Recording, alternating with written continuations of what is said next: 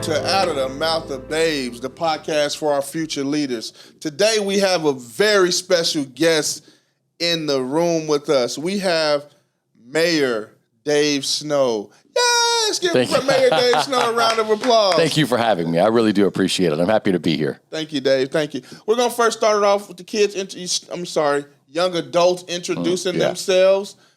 Who are you, where you're from, what you're interested in, and all of the above. All right. Hello, Mayor. I'm Michael Allen Lucida. I come straight here from Richmond. I'm a sophomore in high school, 15. I'm glad you're here with us today, and I can't wait to see what you bring. Thank you. Good to meet you, Michael. Thanks for having me. My name's Kevin Hanley Jr. I'm a senior in high school at Richmond. I play football and I wrestle. I'm excited to speak with you. All right. Thanks, Kevin. Thanks for having me, man. The other thing that these two didn't mention, they're also a member of the Wayne County Writers, which is a poetry club. I think Kevin's a mentor.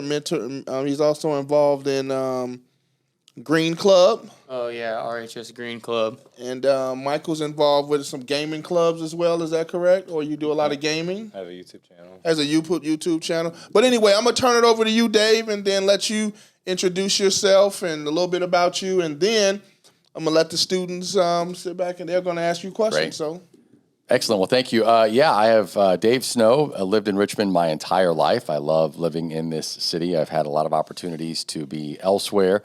My career was in broadcasting. I think a lot of people know that. And so I feel at home here. I feel good.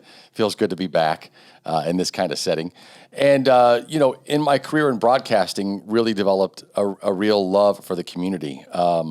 It was through broadcasting that I learned the difference in sort of a city and a community and a quality of place.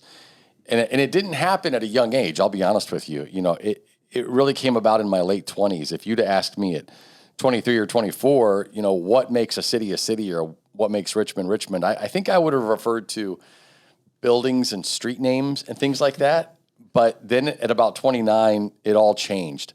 And there's a whole story that kind of came along with that, but I got really involved in the City of Richmond fireworks that happen at Glenmiller Park every year, and that really started opening my eyes to what it means to call this place home and why it's home, and it goes beyond buildings and streets. Developed a huge love and passion for wanting to see Richmond be the best it can be, and then decided to run for mayor. I was elected in November of 2015. I've been serving as mayor since the beginning of January 2016 when I was inaugurated. This will represent the end of my second term, and I'm currently running for mayor to serve a third term if everyone chooses to keep me here. So it's an exciting time right now. It's a busy time. It's a stressful time. But a campaign at its best should always be a really healthy discussion that a community has about its potential, its future, its possibilities, and who in the community wants to partner with others in the community to see that vision to fruition. That's really what it's all about. That's us at our best. Now, when you watch TV and watch the news, none of that's happening, right? And so we have to be that here and be that change. So that's a little bit about my background, and we can get into more through the conversation if you want to. Michael, you're up. All right. Let's start. The goals. What goals do you have if you are elected again? So, talking about my goals, I'm an overachiever at heart. When I ran for mayor in 2015, I set out this list of things I wanted to do while I was mayor. And I said, we're gonna tear down that old hospital. We're gonna fix up these roads. We are going to. So let me back up a little bit. I grew up on South 6th Street, like two blocks from here, right on 223 South 6th, right between St. Andrew's Church and Bethel AME, right there in the middle is where I grew up. And so I always think of those two places as like my other family and the people that raised me, right? And so my whole life, my dad worked in a local factory called Richmond Casting. A lot of people think my dad is the judge because they hear Mayor Snow and they think Judge Snow. And so I always have to tell them, I know Judge Snow, nice guy. I don't know how we're related. So my dad just recently retired from a local factory, and my mother used to be a cashier at a local drugstore called Hook's Drugs, but there's only two of us at the table that know what in the world that is. Yes, sir. Yes, sir. And so she put herself back through school in her late 30s to become a nurse, and then spent her nursing career at Friends Fellowship. And so it's been a great upbringing and a great life here. And so my whole life, people have said, if we bring back the jobs, because my dad being a factory guy would always talk about how he watched factory jobs leave, right? And so I always heard if we bring back the factory jobs and start putting back our manufacturing base and we fix up these roads and we get people living downtown again and make downtown full of people again, Richmond's unstoppable. That's what has to happen, right? And I heard that my whole life. So ran for mayor in 2015 and said, we're going to tear down that old hospital. We're going to put people back downtown. We're going to reestablish the job base. We're going to fix the roads. Now, also, when I was running for mayor, you guys might remember this, back in 2015, there was a lot of talk about how all the city employees hadn't had a pay raise in 10 years. And I said, we're going to turn that around. We're going to get pay raises. I'm going to put out this huge list. So much so that the local newspaper ran an article and said, is this too much? Can he really do this? Or is he giving us all a big airy promise that he can't fulfill? And then he's sitting here today, like we're checking all that stuff off. And so you talk about the goals coming into this next term. We are at about the 1 yard line, to use a sports analogy, to getting a big $40 million project downtown to put 150 market rate apartments, which is huge. You put all these people down here living here, that's 200, 300 people that live here. Then they're going to want things. They're going to want to shop and eat and hang out and bring their family and friends. This year, we've had a record year in our Midwest Industrial Park. We had $300 million invested this year in our industrial park. And since becoming mayor, we've created 1,000 new jobs. And right now, our unemployment rate is below the national average. So we're doing all the things. Of course, the old hospital's long gone. But now I look at that list and I think, man, we did it. And now we've got so much more to do. So I'm very, very excited and very energized about these next 4 years. And there's a lot more.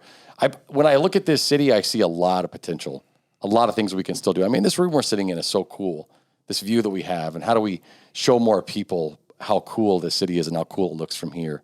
You know, I get really excited about those kinds of things. So, yeah, I'm pretty pumped about it. Kevin? Okay, so you mentioned that list of things you had, and so maybe you don't know, but there are some people who have judged your work, especially with the roads. And so, I mean, they think that it's not getting done fast enough, or they think that downtown's been closed for too long. So what would you say to those people who have those comments about how the rate of things in which are going?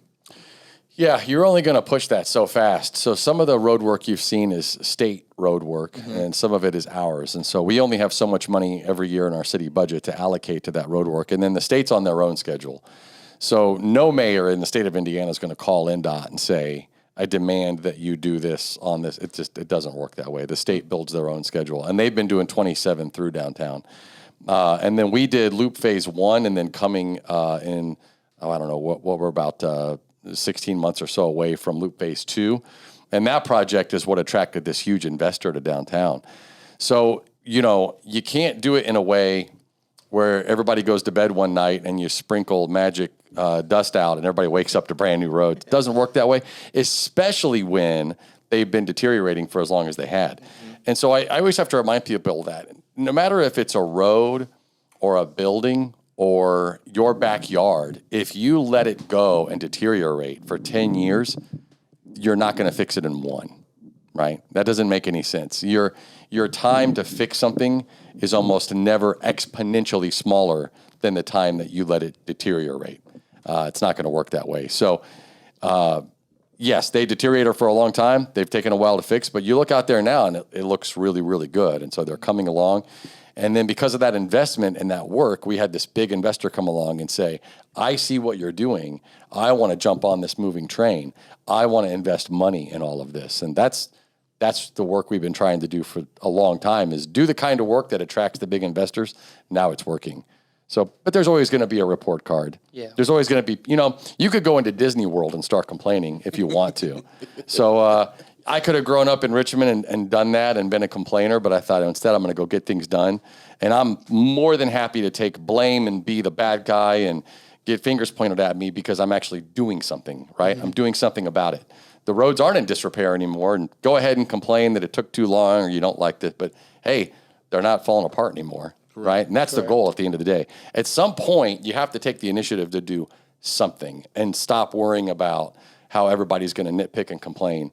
That's easy to do from the sidelines. You played sports, right? You play sports now. What'd you say? You wrestle? I wrestle and I play football. So it'd be easy for me to sit there and be like, man, the way you did that match, Kevin. I mean, but you're the one doing it, right? Yeah. So it's like you can sit and talk about it, or you can just do it, and that's how you got to handle it. You got to just be the one to do it, right? That's what being mayor is all about. Shed the spotlight. When good things happen, say that's because of so and so and so and so, and then when it's bad, say, yeah, I'll take that, but I'm getting it done, right? Michael. All right. Next question off the sheet. All right. So to many people, Richmond does seem unappealing because of the minimal attractions. Let's say someone outside of Richmond comes up to you and tells you that the town is bad because it has nothing to do. Mm-hmm. How would you prove them wrong? I'd tell them to come here to this podcast because I don't know how you're keeping the sound of that axe throwing out of this room. I was out in the waiting area, and I thought, I'm really anxious to walk in that room and see if they're able to keep that sound out of here. So there's things happening everywhere, and especially when we put 200 or 300 people down here, that's going to keep growing. I've been into the new Retro Jake's arcade. It's awesome. There's things happening everywhere. So people just have to start seeing the good and the beauty in our community and the things that we can do, and then take the initiative to offer more, right? I mean, the guy that opened that arcade just took the initiative to do it. And is catching that same kind of critique from people that are like, oh, well, you could have done it this way or that way. I'm sure the axe throwing place upstairs is hearing, oh, it would be better if blank, blank, blank, but they're doing it, right? They're doing it. And it sounds pretty successful because it's Sunday night. It's 7:30. And when I say that place is banging, I mean it literally. It is banging up there. Right. So, I mean, I think there's all kinds of stuff happening, and it's just about what people want and who wants to take the initiative to provide it and who has the positive attitude to go out and find all the cool stuff happening. I go to a lot of cool events all the time. I see lots of great stuff happening. So I think it mostly comes down to attitude, right? Yeah. But I'll tell you this. I took a little trip. I love visiting San Antonio, Texas, because it's a city that kind of made some connectivity in a cool way. Mm-hmm. So I was on my way to San Antonio, and I flew to Houston to visit Houston to drive up to San Antonio. And I had to get an Uber for the first day just because I was renting my car the next day. And I get in the car with this Uber driver. And he says, what brings you to Houston? And I said, I'm just here for like a day and a half, and then I'm driving to San Antonio. And he said, good thing, man, this town's terrible. There's nothing to do here. Like, San Antonio is a better city. And I thought, it's always the natives, right? Yeah, the people that live in the city. That is Houston, Texas. Right. And my Uber driver said, there's nothing to do here. Like, Houston, Texas, there's nothing to do in Houston, Texas. They have 4 major sporting arenas in their downtown. They have professional football, soccer, baseball, and hockey all downtown. But there's nothing to do. Not in Houston, Texas, So. And a Richmond native there, Nate Treywick, who coaches at the University of Houston. Right? So anywhere you go, you find a local. Have you lived here your whole life? They say yes. Then you say, what do you think about this city? And they'll say, nah. It's not, nah. That's what the locals always say. Yeah. Just it gets old for them. Yeah. Right. You feel like you've seen it all, right? Yep. And so then everybody looks. And so when I was coming up through radio, I had a lot of offers from a lot of radio stations in a lot of different cities, like, come live here and work here. And I always thought, like, why would I pack up a U-Haul and go, 400 miles away and then unpack it and then say, now I'm ready to do my best and invest myself and have a great attitude. Like, why can't I just do it here? Mm-hmm. So, I mean, I had to make that very conscious decision. So it really turned me around. And I hope more people do that and have that moment and don't think the world's just so much better everywhere but here. I think this is one of the best cities in America. I love it here. I can't picture living anywhere else, and I see a lot of potential here. Okay, so you mentioned like Retro Jakes, and then you said like when a lot of people will sit up to the side and they'll complain and things, but they complain about when things are getting done. How will you use your mayor status to support local businesses and encourage economic growth in our community? Yeah, we do that in a lot of ways right now. So, man, there's a lot to unpack there. So at the city, we have, a revolving loan fund. A lot of people don't know the real details of that, which is really awesome. So we are able to do gap funding for small business owners when they need to make capital purchases and they can't fulfill that through a traditional bank loan. And I know everything I just said sounds like really boring and a lot of bureaucracy, but just basically, let's say, Kevin, you own a coffee shop and you need to go out, your roaster's dead, and you got to go buy a new coffee roaster. It's $20,000. Now you got to come up with $20,000. So you go down to the bank and you say, I need money for a coffee roaster. And they say, well, we're not loaning you $20,000. You've already got a loan out for the coffee shop. You've already got this. You've paid some of it off. You're in good standing, but not to a point where we're going to tack $20,000 on. But we will loan you 12, right? The revolving loan fund is the gap funder. Then you can come ask, we call it RLF for short, for 8. And then you can go buy your new coffee roaster. So that's one of the ways that we support the business market. So that's just one tiny one. We have the Redevelopment Commission that does that within the TIF district, which is our tax increment finance district. I created the PLACE program that is knocking down barriers for small business. Then we have incentives for large companies that can come in and apply for incentives as they expand and grow and out in the industrial park. So there's a list of ways that we interact with business to help them grow and flourish here in the community.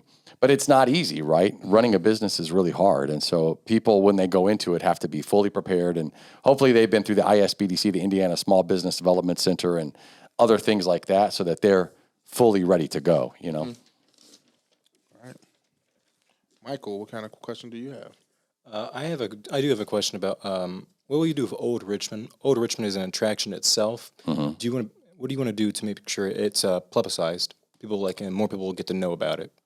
Yeah, the Old Richmond neighborhood. Yeah, it's a beautiful neighborhood, isn't it? Yeah, being mayor, I go out and market the city all over Indiana. We actually entered into a contract with a company called, the company name is TMAP, but it's called Make My Move. So we entered into a contract with them, and we are actively right now marketing Richmond and neighborhoods like that all over the country to a digital workforce. And it's working. We've already attracted people to move here through that program. And so they get pictures, they get this whole sort of digital brochure, if you will, of we know you're a digital worker and we see your profile. We'd like to invite you to move to Richmond, and here are some incentives and some ways you can get connected. Here's some of the housing. And so far it's worked. We've had people from around the country over the last 2 years that have decided to move to Richmond. So we're in the very baby steps of that, but we're going to see it grow in the next probably 4 to 5 years and see more people start to move here. Because I know it's hard when you've lived here your whole life, but when we market Richmond to people all over the country, they see this place and they're like, what a beautiful, amazing city. Here's something really interesting that I bet you don't realize, because you guys have lived here your whole lives too, right? So we took people's responses from a big survey we did that don't live here that got a glimpse of Richmond, and we made a cloud graph out of it. And so the number one word that they called Richmond was the biggest word in the cloud graph. What do you guys think was the number one word for those people looking at Richmond? It's a fascinating answer that as a local I wouldn't have thought of. You want to take a guess at it? Big. Big's an interesting answer. You got a guess, Kevin? Community. Community's a good guess too. But I'll bet when I tell you, you'll say, I never thought of that. And it shows you how we as the locals have a weakness. Okay, the word authentic. I love Isn't that fascinating? Makes sense. So we don't think about that, right? They said authentic. We've been to other communities where they try to sort of manufacture a certain look and feel, but in Richmond, it's real. It's all real. And man, you talk about something that just opened my eyes, and I thought, wow. So how do we capitalize on the authentic feel of this city? And don't try to mask it, and don't try to cover it up or hide it, or don't put a facade over it. It's real, right? And so that just tells us that we need to do a better job of loving Richmond the way it is. Because when other people see it, they love it the way it is, right? They say, what an authentic city you have. That's cool. So it just goes back to the old Richmond is authentic, right? Mm-hmm. So we got to keep it authentic, keep the streets repaired, the sewers running, the street lights on. That's my job, right? And then the people down there taking care of their homes, we keep marketing to people across the country, and people will continue to find this place authentic and keep coming here. And that's what we want. All righty. As we are nearing town to end, one question from the paper for each one of you, and then Mayor Snow, you will be able to kind of give us your elevator speech. Okay, all right. All right, so I guess my last question is, so you mentioned marketing Richmond and getting it to more people, to get more people to come here, but not even just come here, but people that live here to come out of, correct, out of hiding. Right. So, but then when you do that, my question for you is, what measures will you implement to ensure the safety of our neighborhoods and reduce the crime rates? Yeah, so we're doing that now. We've seen a huge reduction in crime. So our police department uses what's called intelligence-led policing. When I first came in, we were really far behind with our police department. We've raised the wages. You know, a starting police officer makes 30% more now in a starting wage than when I started. Mm-hmm. So we've raised it that much, and that's nothing to sneeze at. That's a lot, right? Yeah. We've bought 50 new police cars. We've upgraded all the equipment. So what does all that mean? I mean, I can tell you all that stuff, but how does the data shake out? So our police department tracks every single call that comes into our department, and it's called a call for service, or CFS. This is just the raw data that goes into a computer, right?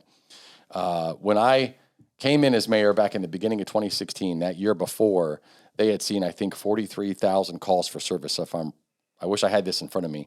And then this last year, that dropped dramatically. It dropped like 34%. So we're seeing less reasons to call the police because of the way our officers are managing their patrols and how they're interacting with people in their community policing.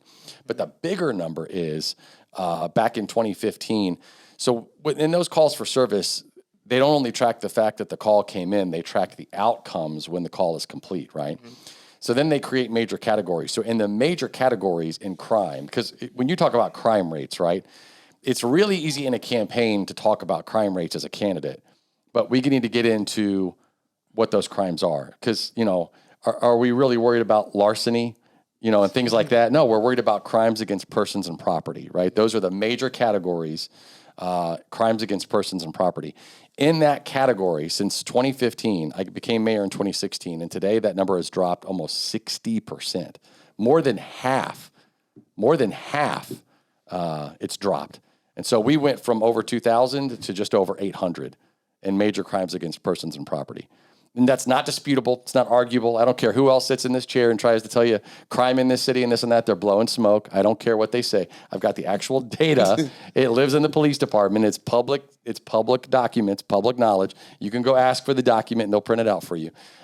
We have seen, and that is all credit to our department. We have a tremendous police department. They all care very much about this community and they work very, very hard in their training and their education, and they have done that work to drive those rates down over the years. And so if you broadcast that around the country, you can show people that we live in a very safe community. We have almost zero random acts of violence in this city. You're not going to walk down the street and randomly get mugged, right? Yeah. If we do have acts of violence, it's two people that knew each other or had some type of relationship. It's almost never just random, right? So a 60% drop in major crimes against persons and property is huge. So we can tell people we do live in a safe city, and I'm proud of our police department for the work they've done. Yeah, Dave, I love those numbers, and I'm one of my philosophies is men lie, women lie, numbers don't. That's right. That's right. Exactly. And so you can't dispute the numbers. That's the data. 60% increase. So Dave, this is an opportunity for you to kind of share with us your final. Anything you want to share with the listeners? Thank you. I appreciate that. Look, I love my job. I love the opportunity to get to be the city's mayor. This is a life dream for me to get to have this opportunity. I'm humbled by it. I never. My plan is not to overstay my welcome in this position. There's some more work that I want to get done for the betterment of the whole community, and I want to pave the way for guys like you to someday be running for office. And I hope I see that someday. And I can't wait to someday be fostering the next generation of elected officials to take the helm here and do this job. And that's important to me, how I conduct myself in my campaign and in my job, because for all those young adults watching and saying, I might want to do that someday, I don't want to set a bad example, right? I want to do it the right way so you know that I sit here as an elected official, as a representative of everybody in this city, and I want to be respect everybody, I want to represent everybody with dignity and respect that everyone deserves. And so I love this city. I think we have a ton of potential. And I think when we look at Richmond, as you know, you're going back to the road work and people say, Dave, you've kicked up so much dirt and dust since you've been mayor. I feel like every road's been torn up and the bridge has been torn down and all that. That's because I think when we look at Richmond as a finished city, we rob it of all of its potential. We're not a finished city. We're a city still growing and still thriving and still learning and still rising. And so I just close on saying Richmond is rising. It's an amazing place. I love calling it home, love the job I get to do, and I hope I've done enough to earn your vote on Tuesday. Thank you, Dave. And one of the things we learned, and it wasn't with this group of students, is that some of the road work was also from from the state as well. And that's what I was talking about earlier. Yeah. And some of it every mayor or governor, you'll inherit it because it takes so long. Mm-hmm. You'll always inherit some work, and the state does their own scheduling, and it's just all part of being mayor. It's just all part of it. It's just what you inherit. Well, Dave, thank you for supporting the show by coming on here, Out of the Mouth of Babes, the podcast for our future leaders. We appreciate your time. We appreciate you coming in on this Sunday evening. Thank you. Thank you guys so much for having me. I really appreciate it. It's been a pleasure to be here. Thank you. Thanks for coming. Thank you.